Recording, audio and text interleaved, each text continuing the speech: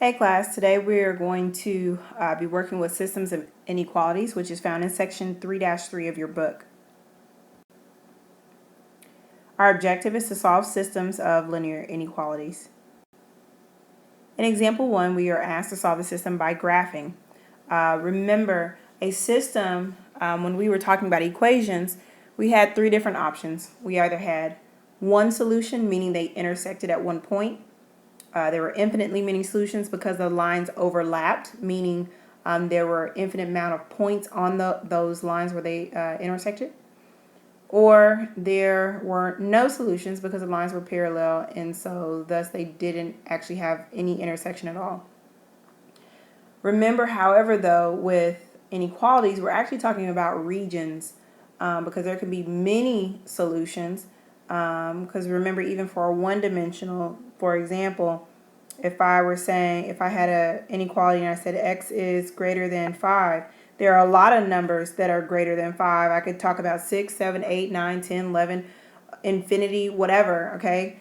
There are a lot of solutions. So normally when we talk about inequalities, we talk about regions. So let's start by graphing.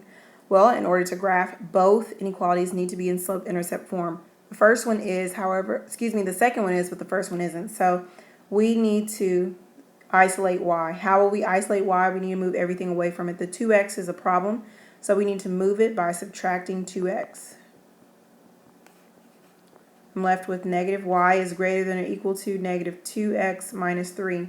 Finally, I'm going to divide by negative 1, or I could say multiply by negative 1, but we need to remember, because there are inequalities, whenever you multiply or divide by a negative, it flips the inequality symbol. So instead of greater than or equal to, it is now less than or equal to 2x plus 3. So we're going to graph these two inequalities and determine which region of intersection they have.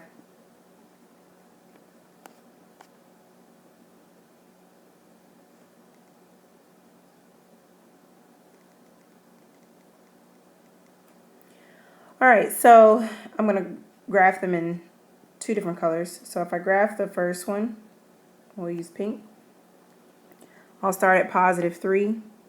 And we're back to where only 3 points are good enough. 3 points make a good line for us. So we will move up to 1, 2 over 1. And again, up 2 over 1. And we'll create our, well, actually, no, we won't. Yeah, we can. Remember, when we're shading and all that, less than or equal to or greater than or equal to is a solid line. Less than or greater than is a dashed line. Also, well, I'll start there and I'll add more information. So this is going to be a solid line. Let's graph the next one. So let's graph this line. We're going to start at positive 1. We're going to go down 1 to the right 2, down 1 to the right 2. And again, that's going to be a solid line as well, so that's pretty nice. Now we just need to figure out what region that we're going to shade as our solution. And I'm going to number those regions.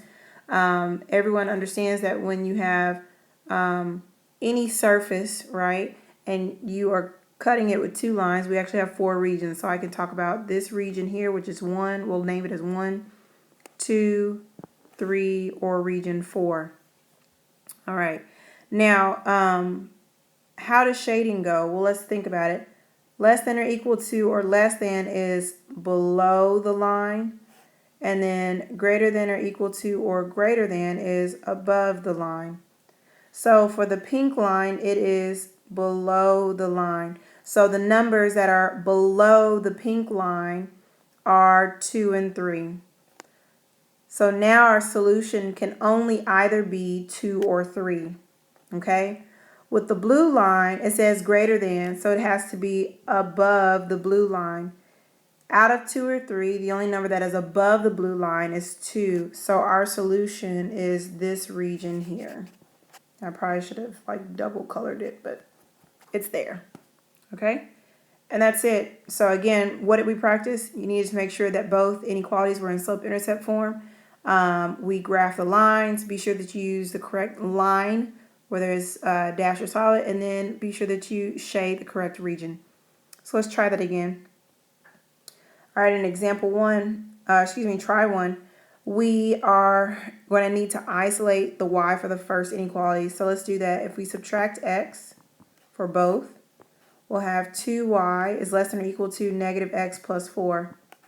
I would then divide by 2 to everything. And I have that y is less than or equal to negative 1/2 x plus 2. So that's my first inequality, and this is my second. So let's graph.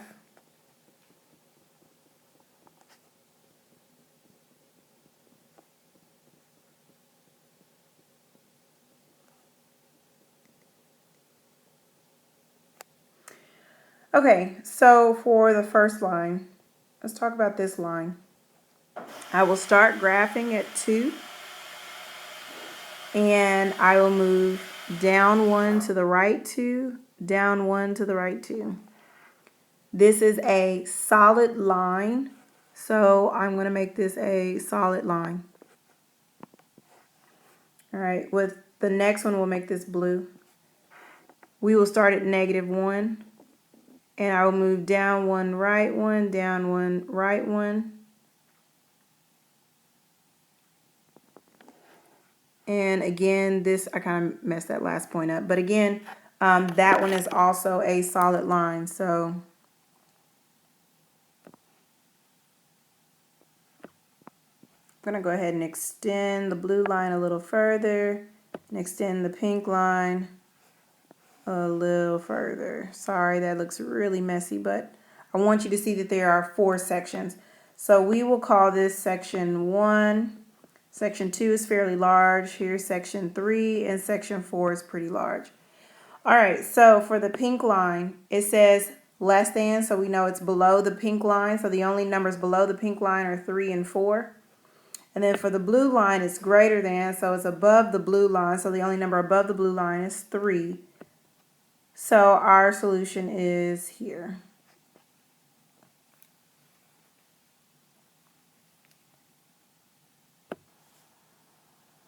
All right, in example 2, we have a word problem. It says your city's cultural center is sponsoring a concert to raise at least $30,000 for the city's youth services.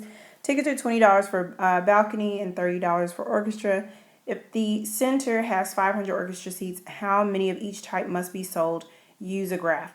All right, so here's the deal. We have to organize our inequalities based on their categories. And here we'll notice that we can use 2 separate categories. Our categories are, because we have to figure out, well, where do our numbers go? So our categories are going to be cost.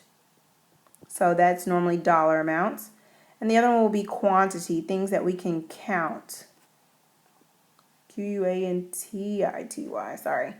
All right, so our cost, well, we have $20 for balcony, and, so that's plus, and $30 for orchestra. We're going to use R for orchestra. And then we have $30,000 as the total there. But if it says at least $30,000, we can't have less than that, so it has to be greater than. But we can also have equal to $30,000, so it can be greater than or equal to $30,000. And then quantity, the only number that deals with quantity is the orchestra seats, and they say that there are 500 orchestra seats. Well, the thing is, if they're asking how many of each type, that means that for orchestra seats, orchestra represents the variable R, and we know we're talking about 500. But the deal is we don't want to sell like all orchestra seats. We could, but we're just using that as a basis. So R is actually less than, or it could be, like I said, equal to 500, but it can't be over 500 because the center doesn't have more than 500 seats. Now, using those 2 inequalities, we're going to graph. All right, so actually this is a very great calculator question, but we are going to graph this by hand. So here we go.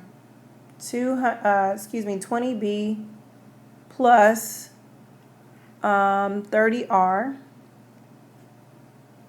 is greater than or equal to 30,000. And the other one said R is less than or equal to 500. All right.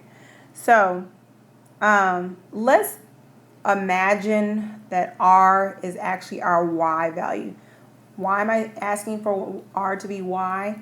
Because this is already solved for, and if I just imagine this is R, then it makes it easier for me to determine my axes.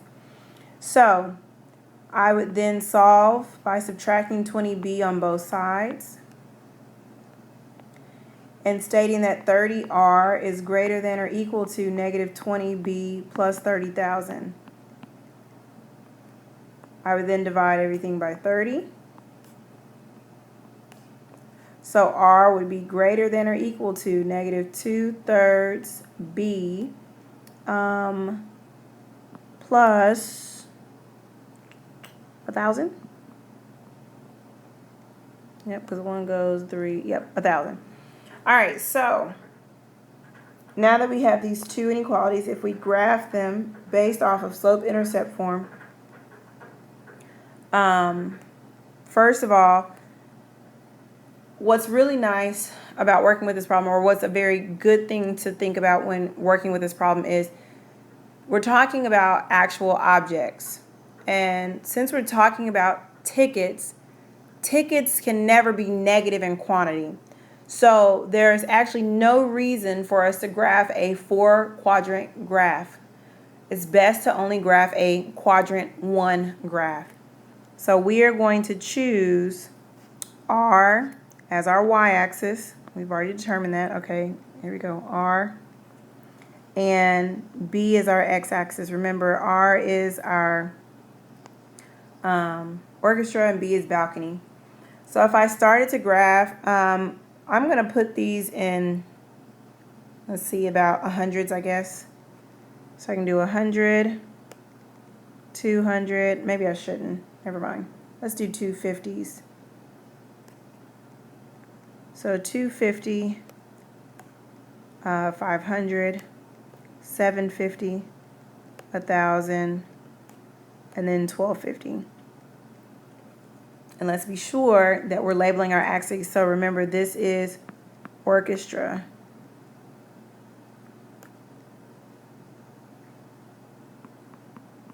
Seats. And B stands for balcony seats. So let's use a similar numbering system and make it easy. So 250, 500, 750, and we won't really need to be super elaborate and keep going on and on forever, because we're just trying, honestly, with these types of problems, all I'm concerned about is a sketch, because I want to know that we know where to shade. Well, first of all, the first one, R is less than or equal to 500, is actually a horizontal line. If R has to be less than or equal to 500 seats, first of all, is a solid line, and it can only be below, right? We'll come back to shading later. So I probably should have used a color, so let's make that color. All right, for the second line, I would start at 1,000 and go down 2 to the right 3. If I want to amplify that, that's like saying going down 200 over 300. So if I go down 200 and then over 300, it'd be about here. And I'm going to stop estimating at this point and just kind of use those two lines to give me a good estimation. So again, if I'm talking about 4 sections, I can have this section here, that one, or that one as my actual solution area. Well, let's talk about it. Remember, the pink line has to be below. It says less than. So I'm only talking about 4 or 3. Then the blue line says greater than, so it has to be above the blue line. So the only solution that we're going to have is 3. So this section here will tell us how many balcony seats and how many orchestra seats. So we know that it would have to be less than 500. So if I kind of wanted to write this up as a word answer, I know it can be less than 500 orchestra, but it has to be, and I should have continued the bar graph, but it has to be greater than, 750 balcony seats.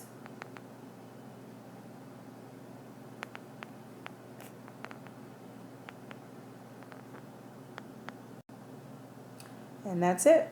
So let's practice again on another one. And by the way, you don't have to make this last statement. I just wanted to summarize what we did. All right, so on example 2, it says a pizza parlor charges $1 for each vegetable topping and $2 for each meat topping. You want at least 5 toppings on your pizza. You have $10 to spend on toppings. How many of each type can you get on your pizza? Use a graph. All right, so again, we want to organize our information by cost, which is money, and quantity. So the cost here, all the money ones are here, here, and here. So $1 for veggies and $2 for meat. If you have $10, it means you can't spend over $10, so it has to be less than or it can equal the $10. And then for the toppings, it says that you can have at least 5 toppings on your pizza. It doesn't say how many. It just says at least. So quantity wise, I can talk about vegetables and meat toppings. If I say at least 5, that means I can have more or equal to the 5 toppings. Okay, so we will want to graph those. All right, so I need to rewrite those. Veggies plus 2 meat is less than or equal to 10. And then veggie plus meat is greater than or equal to 5. Again, we're talking about objects, so they can't be negative. So we're talking about quadrant 1 things. And since we don't have a true x and a true y, we're going to create which one we want to be our x and our y axis. I'm going to choose to make meat the y axis. So I'm solving both for m. So I'm going to subtract v, subtract v. So I have 2m is less than or equal to negative v plus 10. If I divide by 2, I'm going to have that m is less than or equal to negative 1/2 v plus 5. So that's one of them. The next one, again, I'm solving for v. So if I subtract v, I will have that m is greater than or equal to negative v plus 5. All right, so I'm going to graph both of those. Again, the x-axis is going to stand for meat toppings.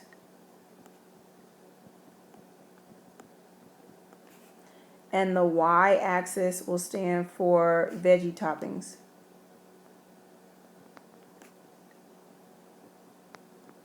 And we just want to create a graph to help us out. Since our y-intercept for both is 5, let's go ahead and create it to where we go up to 10 for both. So 1, 2, 3, 4, 5, 6, 8, 9. Okay, I'm going to run out of space. So let's say 9. 1, 2.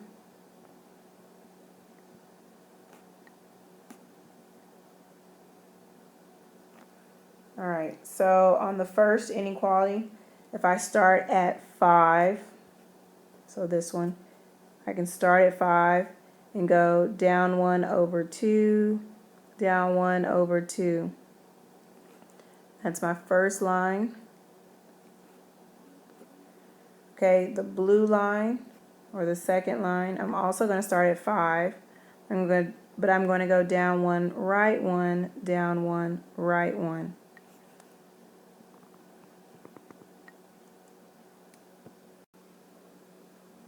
All right, again, we have 4 sections. So I can have 1, actually it's only going to be 3 here. But remember, what can our information talk about? The pink line says less than, so less in the pink is only 2 or option 3. And the blue line says above. So our solution section can only talk about numbers in here. Okay, so what does that mean for us if I wanted to actually talk about it? Well, just as an example, it looks like I could choose 2 meat toppings and 6 veggies, right? Because it falls right there. Let me make a different color right here as an ordered pair. So I could have 2 meat and 6 veggies, or I could have 1 meat and 7 veggies, right? Or I could have no meat and 7 veggies. Or let's go back to the top. I can have 5 meat and no veggies. Okay, those are all examples of different combinations that I can have.